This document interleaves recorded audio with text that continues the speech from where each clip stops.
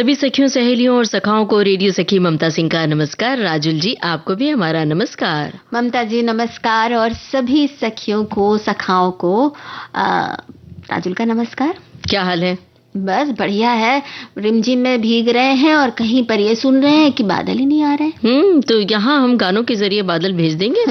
और क्या होता है जब रिमझिम तरानों से सजा हुआ जब गीत श्रोताओं को मिलता है तो बारिश का एहसास हो ही जाता है। वैसे भी माइक्रोफोन के जरिए हम थोड़ी न थोड़ी रिमझिम बारिश भेज ही रहे हैं लगातार। तो फटाफट आज बता दें कि किन मुद्दों पर चर्चा होगी। बिल्कुल।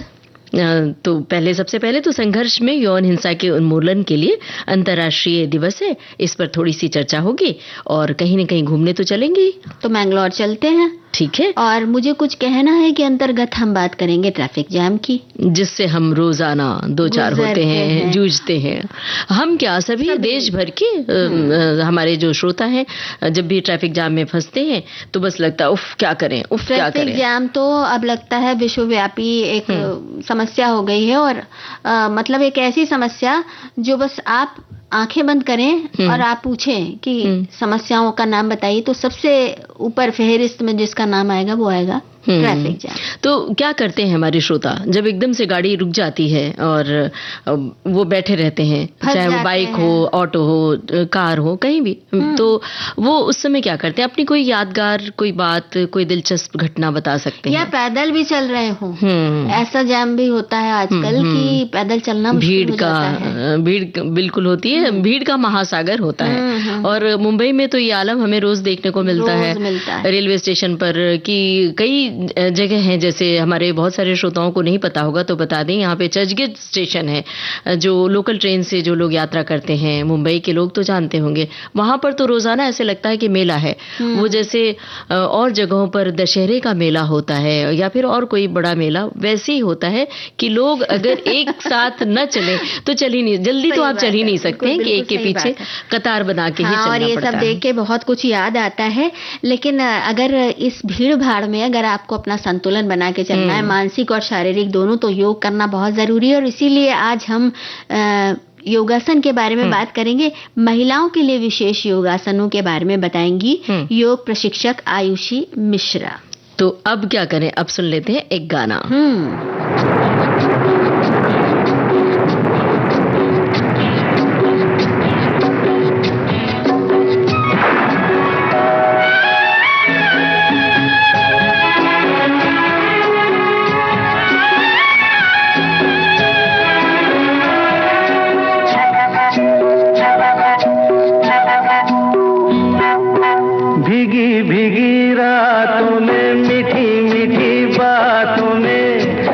बरसातों में कैसा लगता है, ऐसा लगता है तुम बनते बादल, मेरे बदन को भिगो के मुझे छेड़ रहे हो, छेड़ रहे हो। ऐसा लगता है तुम बनते बादल, मेरे बदन को भिगो के मुझे छेड़ रहे हो, छेड़ रहे हो।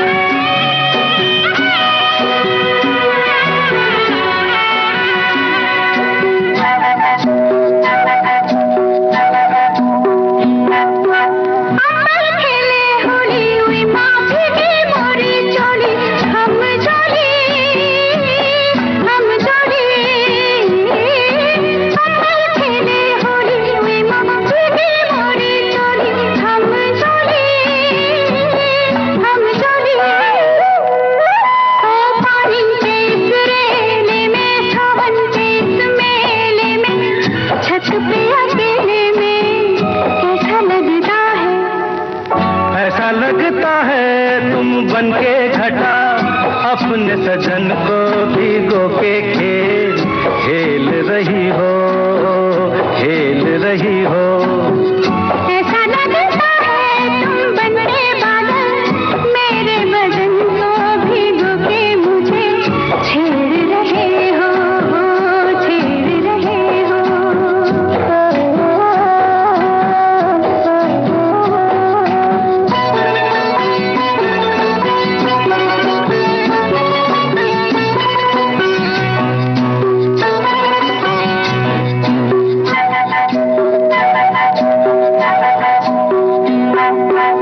बरखा से बचा लूं तुझे, सीने से लगा लूं, आ छुपा लूं, आ छुपा लूं। बरखा से बचा लूं तुझे, सीने से लगा लूं, आ छुपा लूं, आ छुपा लूं। दिल ने पुकारा देखो, रुत का इशारा देखो, उफ ये नजारा देखो, कैसा लगता है बोलो, ऐसा लगता है कुछ हो जाएगा, मस्त पवन के ये झोंके सैया, देख रहे हो, देख रहे हो। ऐसा लगता है तुम बनते बादल, मेरे बदन को भिगो के मुझे छेड़ रहे हो, छेड़ रहे हो।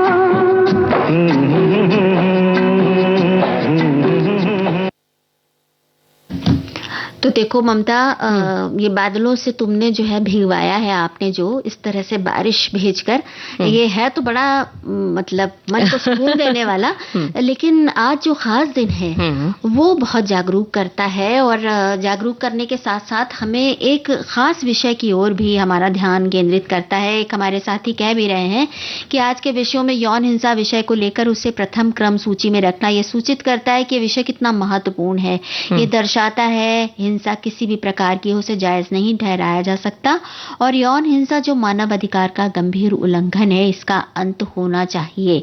तो संयुक्त राष्ट्र ने ये इसी बात को ध्यान में रखते हुए 19 जून 2015 को प्रत्येक वर्ष संघर्ष में यौन हिंसा के उन्मूलन के लिए ये दिन मनाने की घोषणा की थी। और इस दिन को मनाने का उद्देश्य ये है कि संघर्ष संबंधी यौन हिंसा को समाप्त करने की आवश्यकता के बारे में लोगों में जागरूकता है, वो समझे उस बात को, और साथ ही साथ जो इस तरह की बातें हैं वो ज्यादा से ज्यादा लोगों तक पहुंचे। राजुल जी, दरअसल ये तारीख 19 जून 2008 को सुरक्षा परिषद के उस प्रस्ताव को अपनाने के उपलक्ष्य में चुनी गई थी, जिसमें परिषद ने यौन हिंसा की निंदा करते हुए इसे युद्ध की रणनीति के खिलाफ और शांति स्थापना के लिए अवेयरनेस के लिए किया गया था। और संघर्ष संबंधी यौन हिंसा एक ऐसा अपराध है जो मानवता के विरुद्ध छेड़ा गया है। और अब यौन हिंसा में सिर्फ अमूमन चर्चा होती थी कि महिलाएं शामिल हैं, इसमें महिला, बच्चे, पुरुष सभी शामिल हैं। और इस ओर हम सजगता के लिए बहुत सारे अभियान चलाते हैं। हम सभी जो मीडिया के लोग हैं वो तो करते हैं, लेकिन हम जो एक सामान्य नागरिक है अपने घर में, चाहे वो माँ पिता हो, भाई बहन हो, उन्हें बहुत छोटे से बचपन से ही इस ओर जागरूक करना बहुत जरूरी है। जब बच्चे जैसे ही समझदार होने लगे तो उन्हें बताने लगे कि बैड टच, गुड टच क्या होता है। और इस तरह से जब वो जानते हैं कि हाँ बैड टच भी कोई चीज होती है, तो जैसे ही कोई बुरा बर्ताव उनके साथ करता है तो इससे वो बच सकते हैं, वरना वो यौन हिंसा के शिकार होते देर नहीं लगती है। बिल्कुल। और ममता जी, एक बात और बहुत खास है, वो ये है कि अगर यौन हिंसा से पीड़ित कोई जो विक्टिम होते हैं, अगर वो आपके सामने है तो उनके मन में बहुत सारी चीजें चलती रहती हैं, वो बहुत बुरी स्थिति से गुजर रहे होते हैं। ऐसे में उनको समझना और उनको फिर से एक सामान्य जीवन जीने के लिए प्रेरित करना, ये भी एक बहुत बड़ी जिम्मेदारी बन जाती है उन सभी लोगों की जो उनके आसपास के हैं। अगर दोस्त हैं या परिवार के हैं तो उनको भी ये करना चाहिए।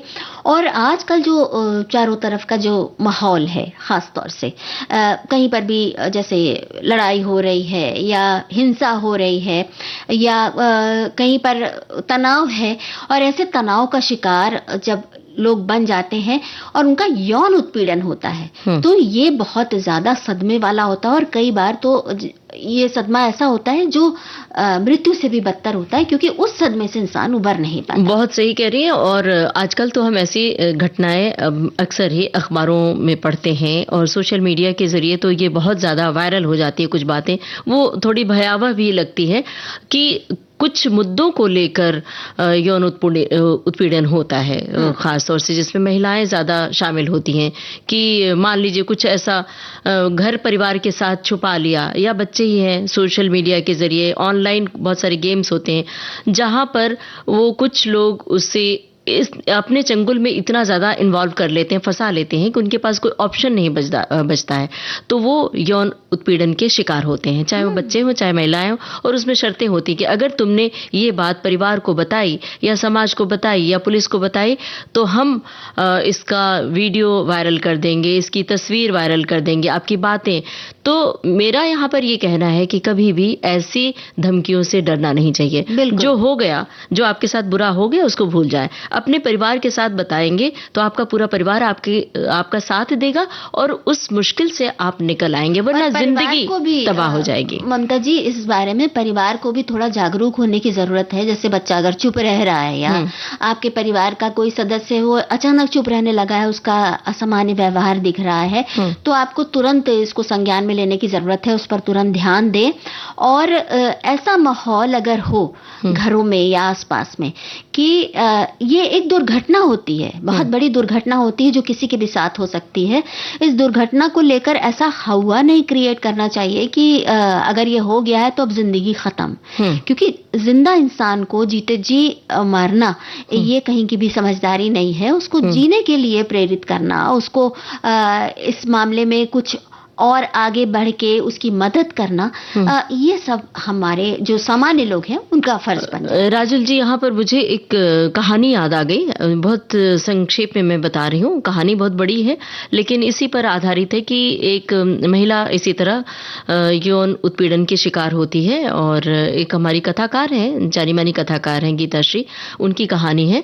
और कहानी का शीर्षक मुझे इस समय नहीं याद आ रहा क्या था, लेकिन उसमें निचोड़ यही था कि वो यौन उत्पीड़न की शिकार होती है महिला और पूरा परिवार उसके एंटी हो जाता है। यहाँ तक कि उसका जो मंगेतर है, प्रेमी है, वो भी उसके एंटी हो जाता है और वो डिप्रेशन में चली गई, कमरा बंद करके बैठी हुई है, किसी से बात नहीं कर रही है। उसको डिप्रेशन से निकालने की बजाय उसे सब लोग उसके खिलाफ बातें कर रहे हैं और ये कह रहे हैं, उसका जो मंगेतर है वो कह रहा है कि ठीक है, इसमें अगर जान जाने वाली थी, उसको जो दुर्घटना के शिकार है तो उससे बहुत सारे शारीरिक परेशानियां हैं, तो उसका प्रेमी ये कहता है कि ऐसा हो जाने देना था तो इससे जान बच जाती। माता पिता भी कह रहे हैं कि ठीक है, हो गया तो हो गया, भूल जाओ।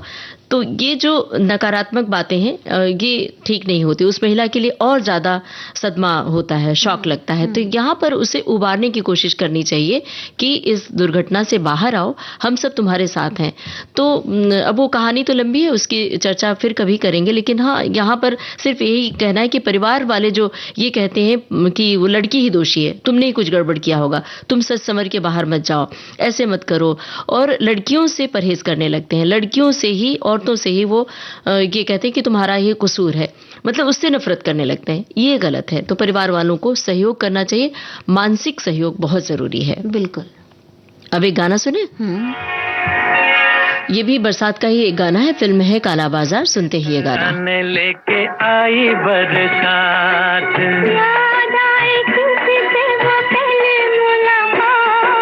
रिमझिम के तराने लेके आई बरसात,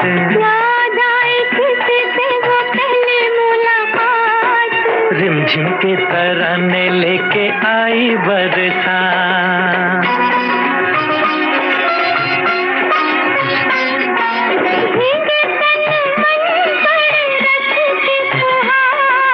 प्यार का संदेशा लाई बरखा बहार,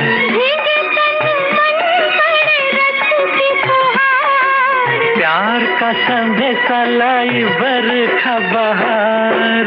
मैं ना बोलूं आँखें करे आँखियों से बात, रिमझिम के तराने लेके आई बरसात।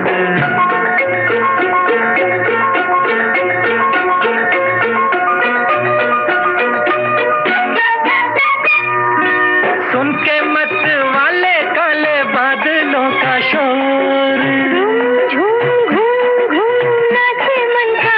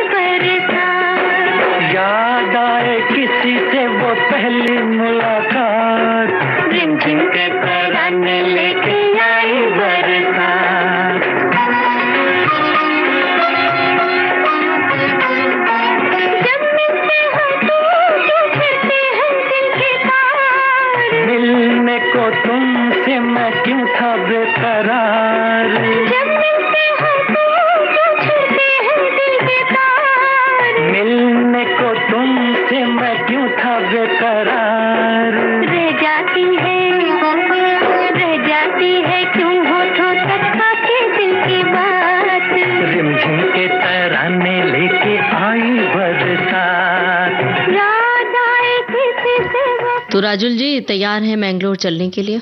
बिल्कुल तैयार है। तो चलिए चलते हैं फिर। इतना सुंदर जगह है, कर्नाटक के समुद्र तट पर बसा हुआ है और देश का सबसे साफ सुथरा जो शहर है जितने, उनमें ये इसका शुमार किया जाता है मैंगलोर का। देश के प्रमुख बंदरगाह शहरों में से भी एक है। अरब सागर पर स्थित है और बंदरगाह शहर होने के अलावा यहाँ की संस्कृति और रोचक इतिहास भी कौतूहल जगाता है।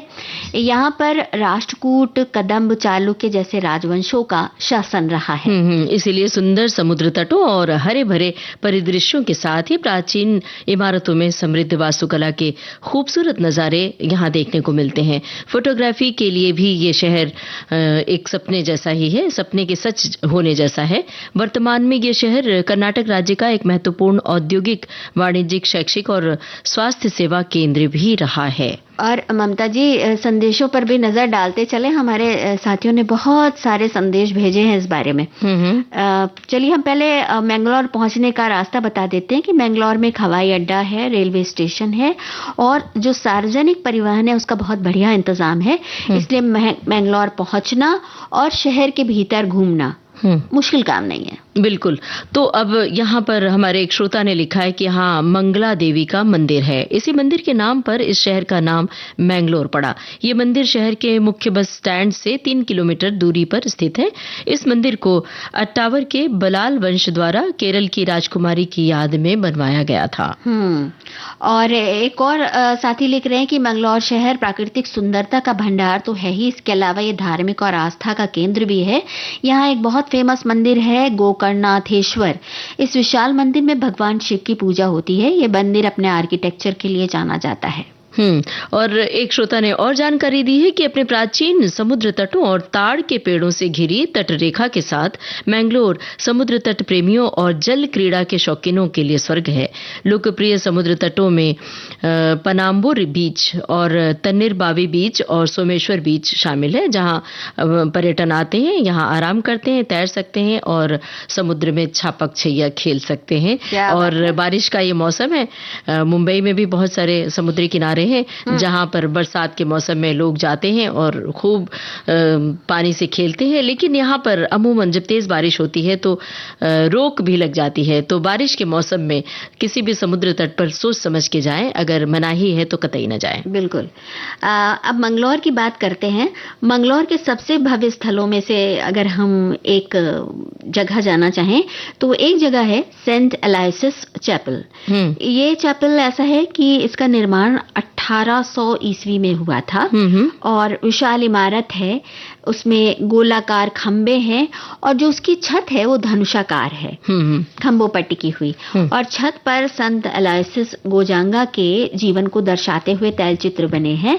चैपल में इतालवी चित्रकार एंटोनियो मॉस्चेनी द्वारा बनाई गई कई शानदार कलाकृतियां भी देखने को मिलती हैं। और भी जानकारी अपने श्रोताओं को दे दें। हमारे श्रोता ने भी बताया पनाम्बुर बीच मैंगलोर का लोकप्रिय समुद्र तट है और अपनी प्राकृतिक सुंदरता और सूर्यास्त के दृश्यों के लिए ये जाना जाता है। यहाँ सुनहरी रेत और नीला पानी बड़ा ही सुंदर दिखता है।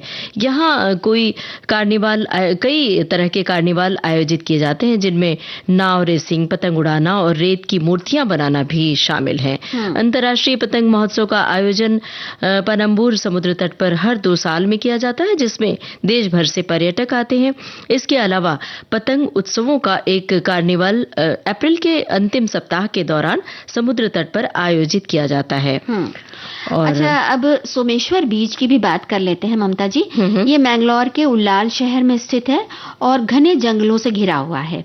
यहाँ भगवान शिव को समर्पित सोमेश्वर मंदिर है और यहाँ रुद्रशील नाम की चट्टानें कहते हैं कि पानी के अंदर मौजूद हैं। इसीलिए यहाँ पानी के अंदर जाने के लिए मना किया जाता है। अच्छा। और यहाँ पर पास ही में ऑटिनन हिल है, जहाँ से नीचे शहर की शानदार झलक दिखती है। यहाँ नेत्रावती नदी बहती है ना पास में, तो वो भी दिखता है और बहुत सुंदर अरब सागर दिखाई देता है। और एक और जो बात है खास वो ये कि पोलाली राजराजेश्वरी मंदिर जो है यहाँ पर जो है वो 8वीं शताब्दी का मंदिर है। कितना पुराना है। बिल्कुल। इस मंदिर में शक्ति के परम रूप श्री राजराजेश्वरी की भव्य मूर्ति स्थापित है और मंदिर की वास्तुकला बहुत सुंदर है। लकड़ी है, उस पर नक्काशी की गई और छतों पर तांबे की प्लेटों पर उसको नक्काशी की हुई ये मूर्तियां हैं, उकेरी हुई। बहुत बहुत सुंदर जगह है। और भी कुछ खासियत है जो हम अपने श्रोताओं को बता दें, जैसे कि सुल्तान बैटरी एक ऐतिहासिक स्थल है। ये एक टावर है जिसे टीपू सुल्तान ने बनवाया था। इस टावर से शहर के चारों तरफ बहती नेत्रावती नदी की लुभावनी झलकियां दिखती हैं और यहाँ ससी हिथलू समुद्र तट के खूबसूरत दृश्य देखने के लिए आप जरूर जाएं अगर गए हैं तो। इस तट पर अरब सागर के साथ नंदिनी और शांभवी नदियों का संगम होता है और हाँ, अगर कोई सर्फिंग कार्यक्रम या प्रतियोगिता चल रही हो तो उसका भी आनंद ले सकते हैं, क्योंकि यहाँ ये गतिविधियां अक्सर होती रहती हैं। और पन्नीर भावी बीच अगर जाएं तो बहुत शांत और सुंदर समुद्र तट है। सुनहरी रेत और ताज़ी हवा है और साथ में लोगों के बैठने के लिए सीटों की भी व्यवस्था है। यहाँ पर बहुत सारी वाटर एक्टिविटीज का भी आनंद ले सकते हैं। और मंगलौर में कादरी मंजूनाथ मंदिर जो है वो 1068 ईस्वी में इसका निर्माण हुआ था। ये कादरी पहाड़ियों के आधार पर स्थित है और यहाँ के मुख्य देवता मंजूनाथ हैं। यहाँ पर विजयनगरी शैली पर बौद्ध स्थापत्य कला का बहुत सुंदर प्रभाव। राजुल जी, आप कभी लाइट हाउस पर गई हैं? समुद्र के किनारे जब कोई जहाज आती है, जिसके लिए जहाज जब समुद्र में चलती है तो उसके लिए लाइट हाउस बहुत जरूरी है। और वो एक लाइट हाउस दूर से देखना, बाहर से देखना एक अलग बात है, लेकिन अंदर जाके देखना एक तिलिस्मी एहसास होता है। तो यहाँ पर शहर के बीचों बीच स्थित है लाइट हाउस हिल गार्डन और टैगोर पार्क। 18वीं शताब्दी में जो बनाया गया था, इसे मैसूर के तत्कालीन शक्तिशाली शासक हैदर अली ने बनवाया था। अब हम एक लाइट हाउस की बात और कर रहे हैं। यहाँ दापोली एक जगह है जहाँ कोंकण इलाके में महाराष्ट्र में है। वहां पर समुद्र से लगा हुआ हमने लाइट हाउस देखा था और लाइट हाउस के एकदम ऊपरी मंजिल तक हम जाके वहां से समुद्र का नजारा देखा था। वो एहसास बड़ा ही अलग होता है। और जब हम लाइट हाउस में सीढ़ियां चढ़ रहे होते हैं तो जब नीचे झांक के देखते हैं तो वो गोल चक्करदार ऐसे देख के तो डर सा लगता है, चक्कर आने लगता है। तो वो अलग ही एहसास है।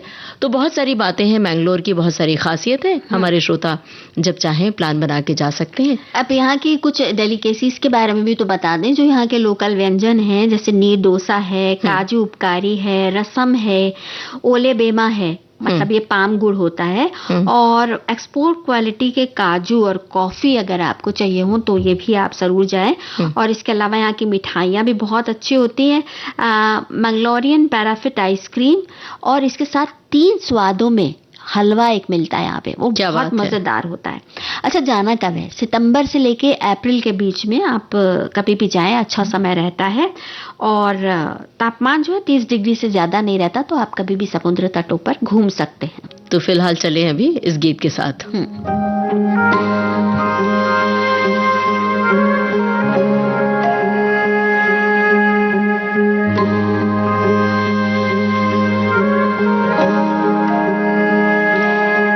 जहाँ सांसों ने दौड़ लगाई नहीं, जहाँ नींदों से कोई लड़ाई नहीं, जहाँ पेड़ों का साया नदी तक है, जहाँ झीलों में चांद अभी तक है, जहाँ हंसने पे शर्त न हो,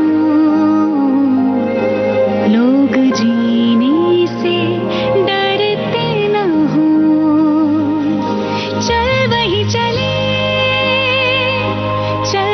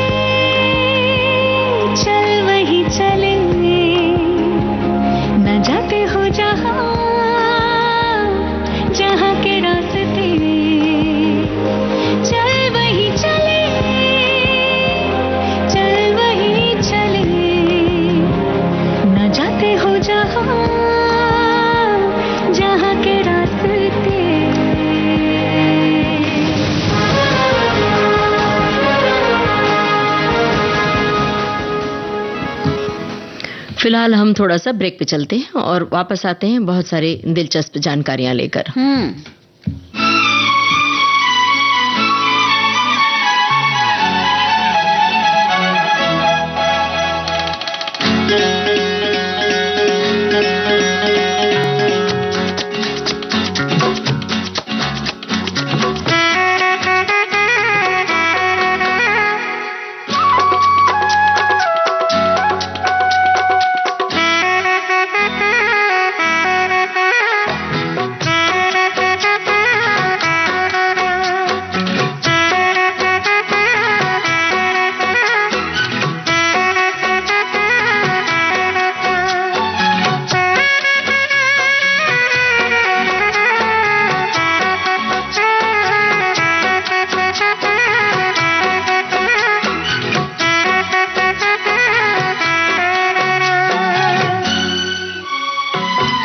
विविध भारती से ये है कार्यक्रम सखी सहेली।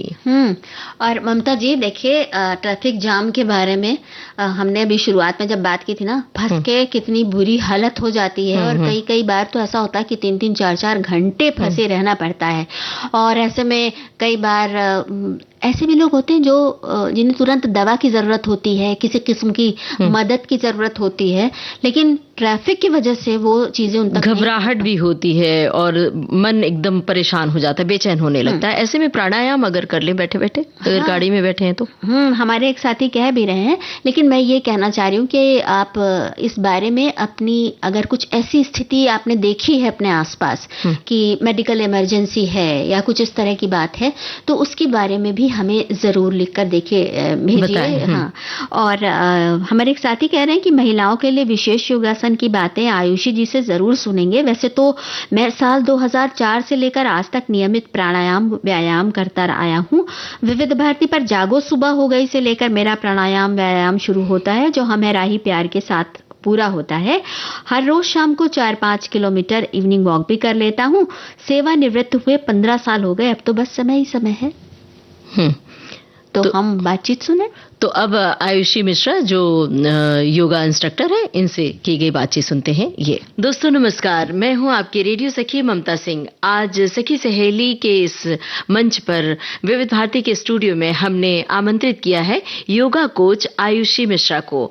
ये योग से जुड़ी हुई कंपनी में भी है आयुषी जी। आयुषी जी मुंबई के नामचीन क्लब में भी योग सिखाती हैं और ये बच्चों से लेकर युवाओं तक और बुजुर्गों तक इन्होंने अपने योगासन से लोगों को काफी बदलाव लाया है लोगों में। और इनका कहना है कि योगासन के जरिए वजन भी कम किया जा सकता है। तो हम आयुषी मिश्रा का विविध भारती के स्टूडियो में स्वागत करते हैं। नमस्कार आयुषी जी। नमस्कार ममता जी, थैंक यू सो मच। आप बहुत खूबसूरत लग रहे हो। इससे पहले हम शुरू कर दे। बहुत अच्छे लग रहे हो आप। शुक्रिया। आप खूबसूरत लग रही हैं। और रिकॉर्डिंग शुरू करने से पहले आपने हमें एक अपना मोबाइल में फोटो दिखाया और बताया कि आप बहुत मोटी थी। और सचमुच हमने देखा कि आपकी फोटो अगर न बताती तो हम नहीं पहचान सकते थे। और अब की तस्वीर आपने दिखाई भी और हम सामने भी देख रहे हैं कि बिल्कुल स्लिम ट्रिम है। तो ये योगासन के जरिए क्या वजन भी कम किया जा सकता है? सच बोलूं तो सिर्फ योगासन के जरिए नहीं, बट हाँ, योगा की हेल्प से, उसकी मदद से आप जरूर वजन कम कर सकते हो। और आपको आपके खाने पे थोड़ा ध्यान देना होगा, थोड़ा सात्विक आहार पे आपका ध्यान रखोगे, तेल कम करोगे, मीठा छोड़ दोगे, योगा करोगे, जरूर वजन कम कर सकते हो। मैंने 6-8 महीने में करीबन 25 से 30 किलो कम कर लिया। कोई बीमारी नहीं, कोई कमजोरी नहीं, कोई प्रॉब्लम नहीं। और मैंने अपना योगा चालू ही रखा है, कभी बंद नहीं किया, कोई छुट्टी नहीं ली, बस उसे अपने लाइफस्टाइल में ले आया। ताकि मैं चाहती हूँ ताकि और भी ले आए अपने लाइफस्टाइल में।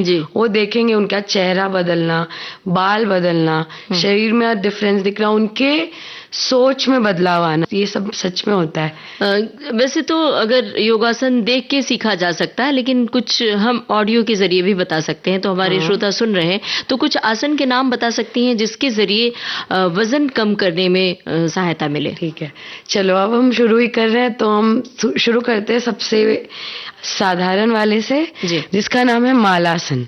मालासन है जो हम भारतीय टॉयलेट पोजीशन में बैठते हैं, उसे बोलते हैं मालासन। एकदम हाथ जोड़ के कम पूरी तरह से जमीन पे बैठ जाना, बिना पीठ का कोई सपोर्ट लिए।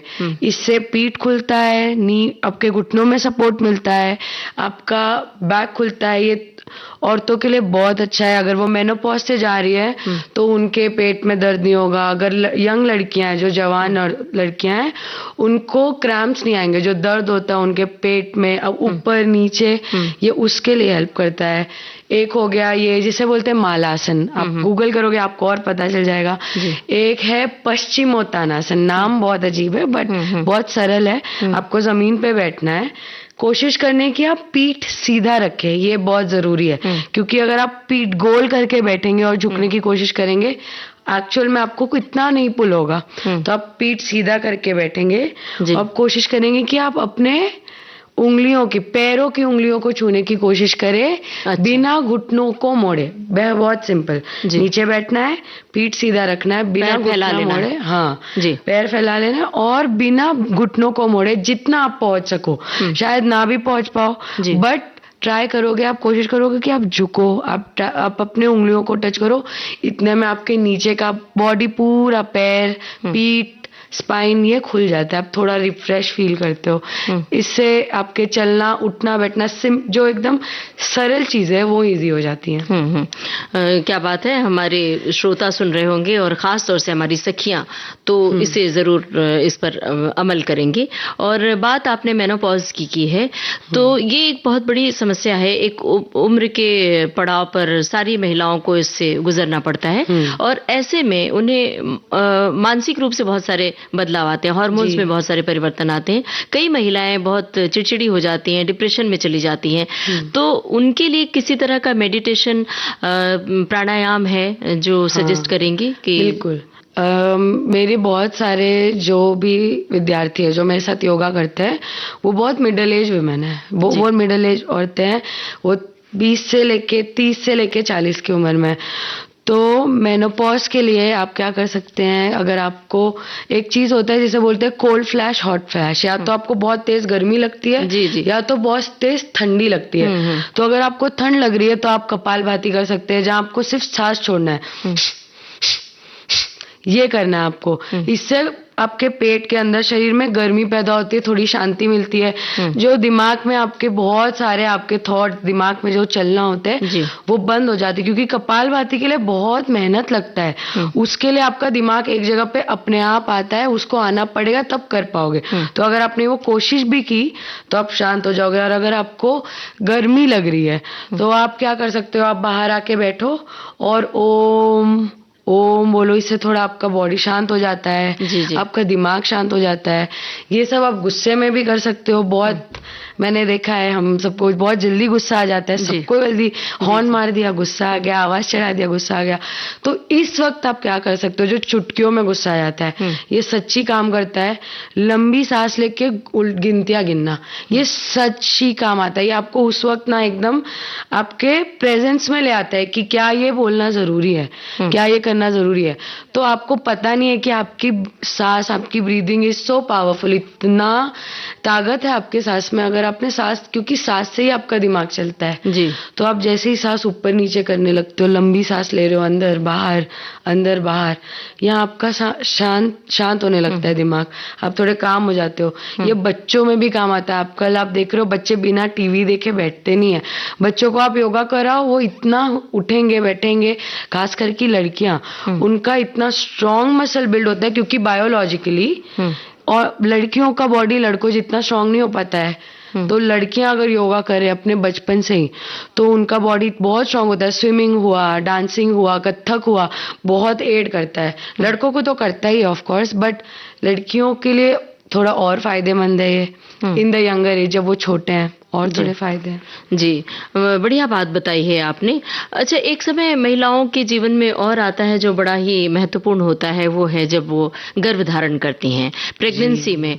तो बहुत सारी भ्रांतियां हैं कि उस समय योगासन नहीं करना चाहिए। तो हमारे श्रोताओं को बताइए कि कौन से आसन है जो नहीं करने चाहिए और कौन से आसन है जो करने चाहिए, जो फायदेमंद साबित होते हैं। ओके, पहले तो जब आप योगा करने का सोचो, सबसे पहली चीज आपको करना, अगर आप गर्भवती हो प्रेग्नेंट हो, आप अपने डॉक्टर को पूछो, वो आपको बताएंगे कि क्या आप फिजिकली कर सकते हो। अगर वो करेंगे तो आपको एक सटीक योगा टीचर ढूंढना है जिसको पता है वो क्या कर रही हैं, और वो आपको कराएं। और उसमें आप बहुत ऐसे योगासन है जो कर सकते हो और बहुत है जो नहीं कर सकते हो। तो आप जिनके साथ कर रहे हो उनको पता होना चाहिए। तो जैसे कि अगर आप अभी अभी प्रेग्नेंट हो, आप करो तो आप शुरू में ज्यादा कर सकते हो, जैसे आगे आगे बढ़े आपको थोड़ा संभालना पड़ेगा। तो वॉकिंग जरूरी है। प्राणायाम बहुत अच्छा है, प्राणायाम करोगे आपकी बॉडी थोड़ी ठीक होगी। पॉस्चर, जी, जैसे कि आपके पॉस्चर पे, जैसे कि आपका बॉडी का जो पॉस्चर है वो थोड़ा झुकाव होने लगता है, पेट पे वेट आता है तो पीठ में दर्द शुरू होता है। तो यहाँ पे दीवार के एकदम अगेंस्ट खड़े हो जाओ। और नीचे ऊपर जितना आपका बॉडी ले सके, आपका पैर आपका घुटना ले सके, ऊपर नीचे वॉल के अगेंस्ट जाके, ये आपका पोस्चर संभालने में हेल्प करेगा ताकि आपको पीठ में दर्द नहीं हो। अगर आप गर्भवती हो, आपके घुटनों के लिए एक बहुत अच्छा है, बटरफ्लाई बोलते हैं उसे, उसको भद्रासन बोला जाता है। तो आप जमीन पे बैठते हो, दोनों पैर साथ में रखते हो, आपके घुटने नीचे, और आप बस ऊपर नीचे अपने घुटनों को, उसे फ्लैपिंग बोलते हैं, फ्लैप ऊपर नीचे करते हो। इससे पीठ, कमर, हिप बहुत एकदम इट इज वेरी फ्लेक्सिबल, तो उसकी वजह से बहुत स्ट्रांग हो जाता है।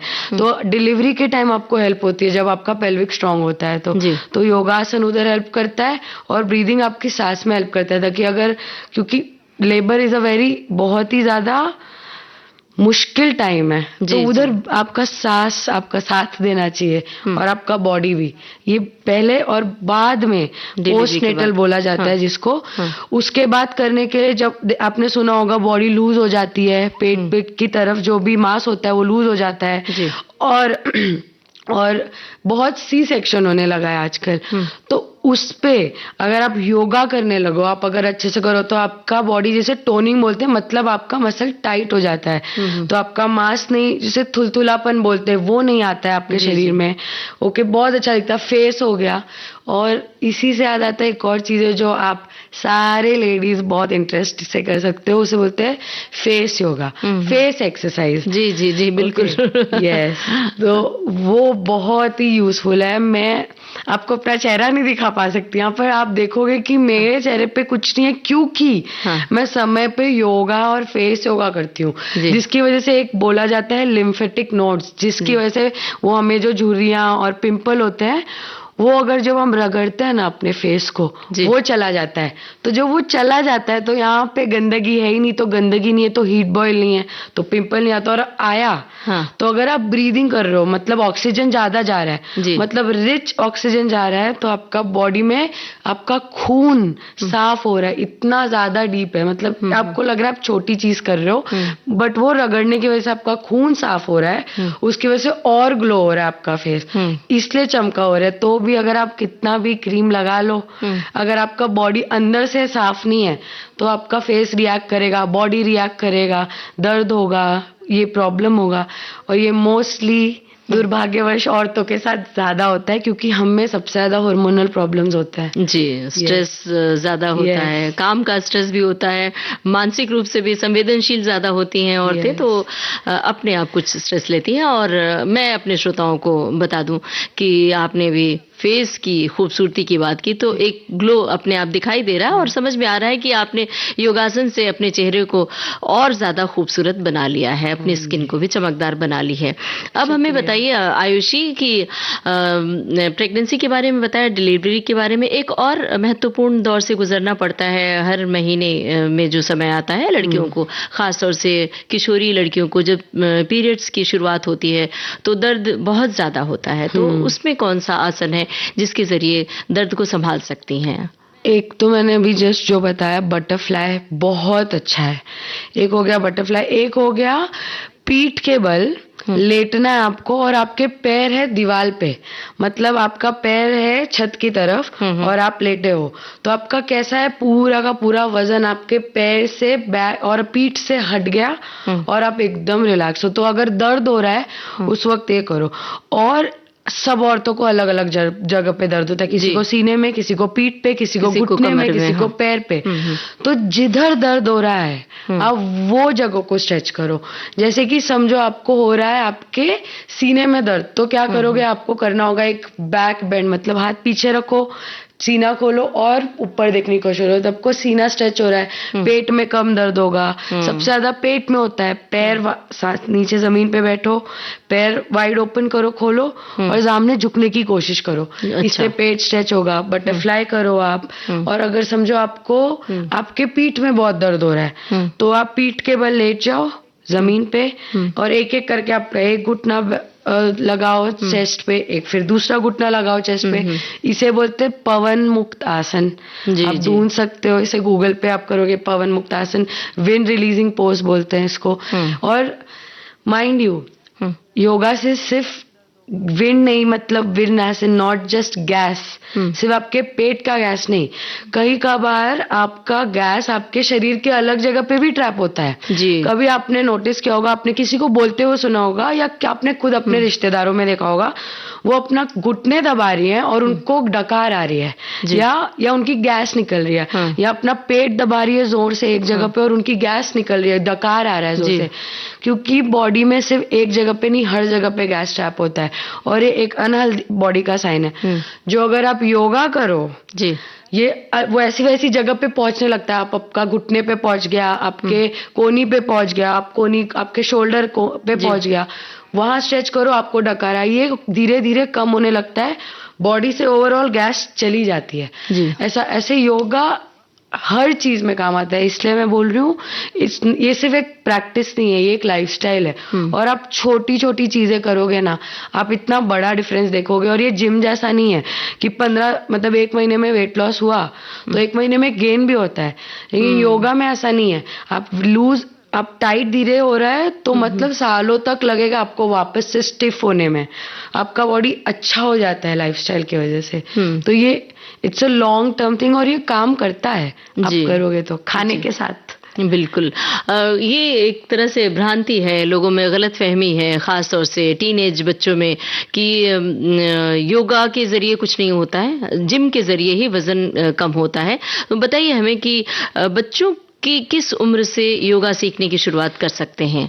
मैं तो देखा है और खुद किया है 4 साल की उम्र से, जिसकी वजह से मेरे बचपन से और मेरे टीनेज में, जब मैं 12-13 से 18 साल की थी, इस उम्र में जितने भी स्पोर्ट्स आए मैं उसमें बहुत आगे थी, क्योंकि बचपन में योगा करने की वजह से मेरे घुटने बाकी लड़कियों के मुकाबले बहुत अलग थे, बहुत स्ट्रांग थे। मैं हमेशा लड़कों के साथ compete करती थी और भागना से लेके थ्रो करने से लेके कथक डांस, भरतनाट्यम सीखा है मैंने, ये सब।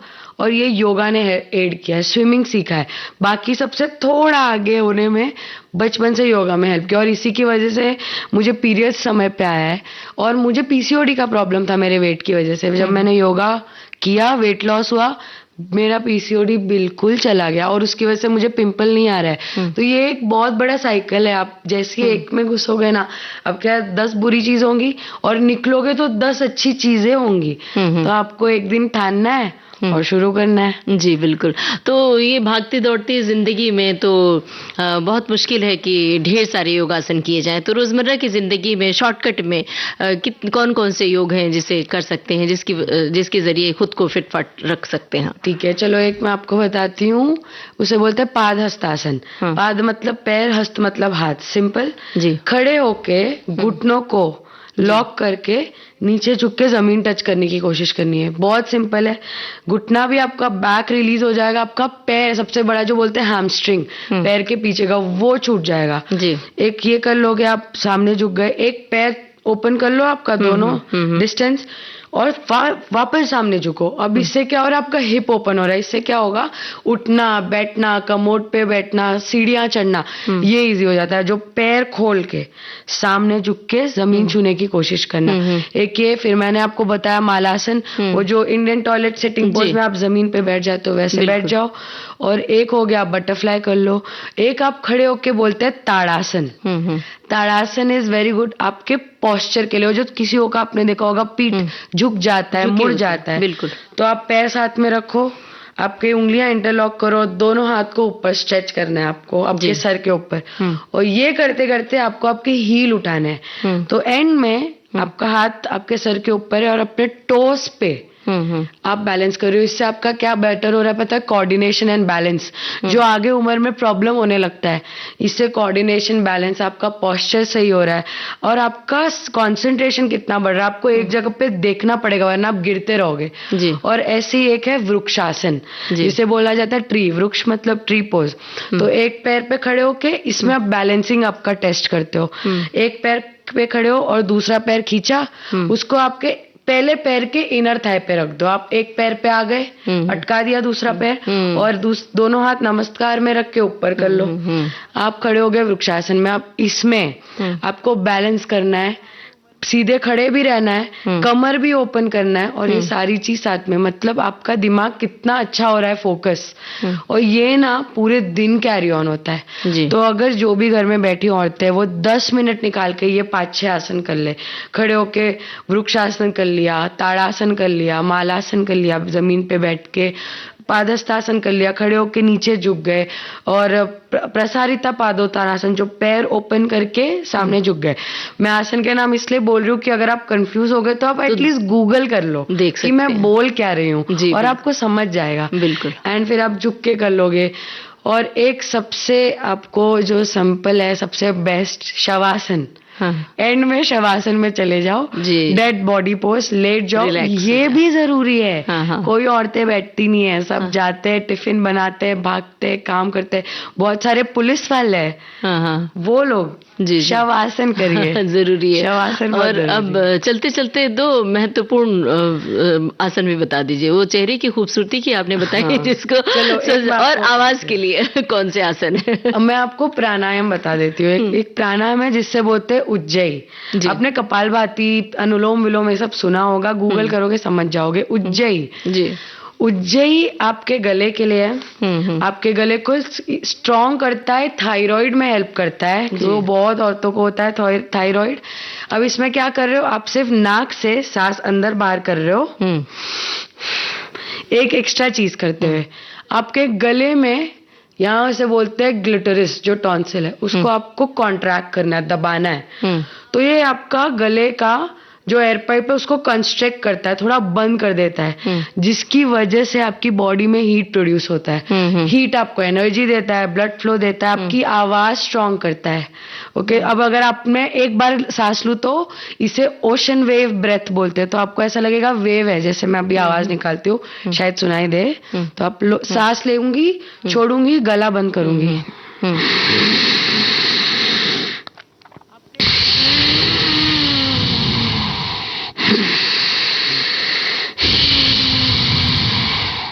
इसे उज्जयी बोलते हैं। और कभी कभी आपको इसे बोलते हैं म्यूकस, गले में जो गंदगी होती है वो ऊपर आता है। ये साफ होता है। एक और कपालभाति हुआ, ये कर सकते हो। ये फेस के लिए बहुत अच्छा है।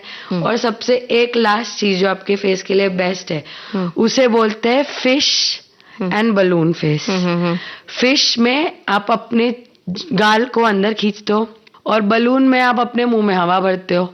ये करने की वजह से आपके फेस के मसल टाइट होते हैं, आपके जॉ लाइन यहाँ पे जो डबल चिन आ जाती है, वो उससे हेल्प करता है। क्योंकि जब मैं ये करूँ ये सब खिंच रहा है, और जब कर रही हूँ, जब मैं मुंह में सांस भर रही हूँ, मेरा मुंह गुब्बारे जैसा भर रहा है, तब भी मेरा पूरा स्किन खिंच रहा है। दिखने में भले ही ये थोड़ा है फनी, बट फनी चीज आपको खूबसूरत बना रही है, तो क्यों नहीं। बिल्कुल। आयुषी जी, बहुत जानकारी वाली बातें हुई, और इतनी सारी जानकारी आपने हमारी सखियों और सखाओं को दी, इसके लिए आपका बहुत बहुत शुक्रिया अदा कर रहे हैं। विविध भारती के स्टूडियो में आई, शुक्रिया, नमस्कार। थैंक यू, नमस्कार, thank you for having me. Thank you Mamata ji. तो आज हमने बातें सुनी आयुषी मिश्रा से महिलाओं के लिए योगासन के बारे में। और अब देखो ना, ट्रैफिक जाम के बारे में हमारे बहुत सारे साथियों ने बहुत सारे संदेश भेजे हैं। बिल्कुल, हमारी कुछ श्रोताओं ने अपने अनुभव भी शेयर किए हैं, साझा किए हैं। देखिए, हमारे एक श्रोता ने लिखा है कि ट्रैफिक जाम के बारे में तो मुझे बहुत कुछ कहना है। ये एक आम समस्या है जिससे आए दिन रूबरू होता हूँ। ट्रैफिक जाम के कारण कई बार वाहनों की लंबी कतार लग जाती है। इस कारण मैं कई बार ड्यूटी पर देरी से पहुंचता हूँ। ट्रैफिक जाम का मुख्य कारण तो ट्रैफिक रूल को पालन नहीं करना। वाहन चालक आने और जाने की लाइन को तोड़ता है। बड़े वाहनों के द्वारा ज्यादा रास्ता रोक लेना, अनुशासन पालन नहीं करना, छोटे वाहन बीच में लाकर खड़े कर देना वगैरह ट्रैफिक जाम के मुख्य कारण है। बहुत सारी बातें इन्होंने और भी लिखी हैं। हमारे एक साथी ने कहा है कि जब भी हमारी गाड़ी ट्रैफिक जाम में फंस जाती है तब मैं पीछे बैठे बैठे या तो ट्रैफिक सिग्नल पर लगी हुई टाइम क्लॉक में सेकंड्स को गिनती रहती हूँ या फिर मैं देखती रहती हूँ कि कौन ट्रैफिक नियमों का पालन नहीं कर रहा है। जो लोग यातायात नियमों का पालन नहीं करते उन पर मुझे बहुत गुस्सा आता है। कभी कभी मैं उनको टोक भी देती हूँ। ये तो गुस्सा मुझे भी आता है। अब एक हमारे श्रोता है लिख रही हैं कि ट्रैफिक जाम की स्थिति बहुत बार होती है, लेकिन याद आते हैं वो दिन जब विद्यालय में परीक्षाओं का समय था और मैं परीक्षा प्रभारी थी। समय का इतना मार्जिन लेकर घर से निकली थी कि समय से पूर्व पहुंच जाऊंगी, लेकिन फिर भी जाते समय जाम में इतना फंस गई कि परीक्षा शुरू होने से कुछ ही समय पहले विद्यालय पहुंची। हालांकि परीक्षा व्यवस्था की तैयारी मैंने एक दिन पहले ही पूरी कर ली थी, लेकिन फिर भी ऐन वक्त पर पहुंचकर हड़बड़ाहट में परीक्षा शुरू करवाना मुझे बिल्कुल अच्छा नहीं लगा था विद्यालय में।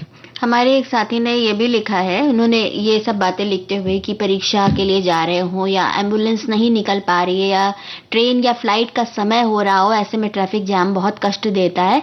लेकिन कभी कभी तो ये जाम किसी के लिए वरदान भी सिद्ध होता है, जैसे कि अभी अहमदाबाद के प्लेन क्रैश में एक लड़की जाम में फंस गई थी और बच गई।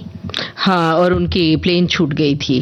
तो अब ये तो इत्तेफाक की बात है, लेकिन जहां आपको टाइम से पहुंचना होता है वहां तो आपको चाहे जो हो जाए पहुंचना। हाँ। जैसे हम सबको जब हमको ऑन एयर होना है माइक्रोफोन के सामने बोलना है तो बिल्कुल चाहे वो ट्रैफिक जाम हो चाहे जैसे वो हमें तो टाइम से ही पहुंचना है। तो ऐसी कुछ जगह हैं जहां आपको वक्त पर पहुंचना बहुत जरूरी है। तो उसका एक तरीका है कि आप बहुत ज्यादा समय का मार्जिन लेके चले और हम समय का ख्याल रखें। और एक संदेश और है, हमारे साथी ने बताया कि छोटी बहन भी सरकारी जॉब में उच्च पद पर है और एक दिन जब वो अपने कार्यालय से शाम को घर आ रही थी, अंधेरा होने को था, उसकी गाड़ी जाम में फंस गई और वो कई किलोमीटर लंबा था। उसके साथ उसके जो सबऑर्डिनेट्स थे वो भी थे।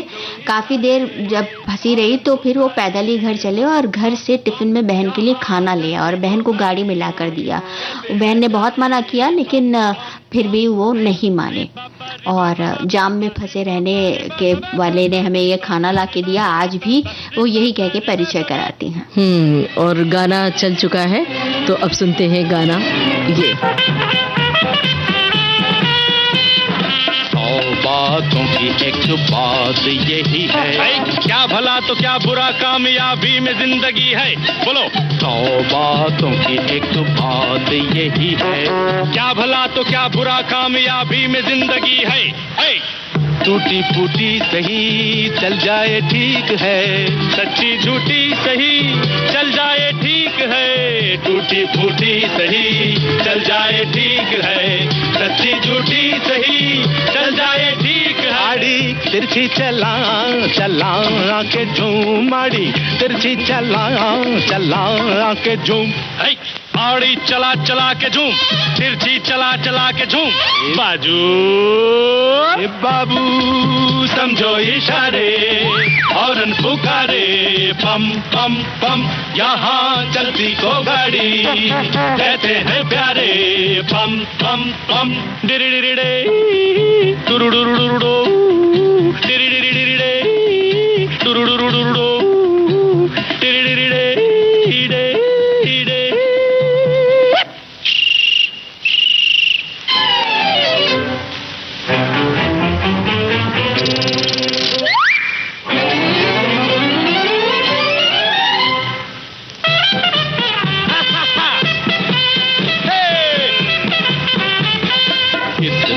बात न समझा जमाना, आदमी जो चलता रहे तो मिल जाए हर खजाना।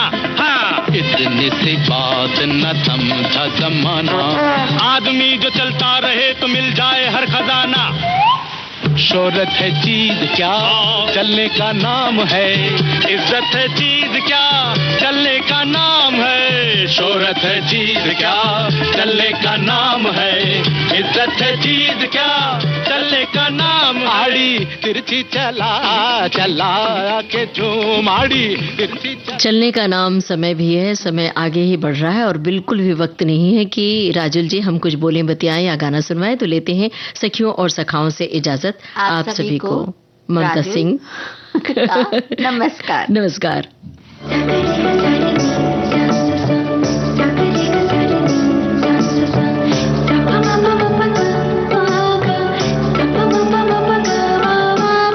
सखी सहेली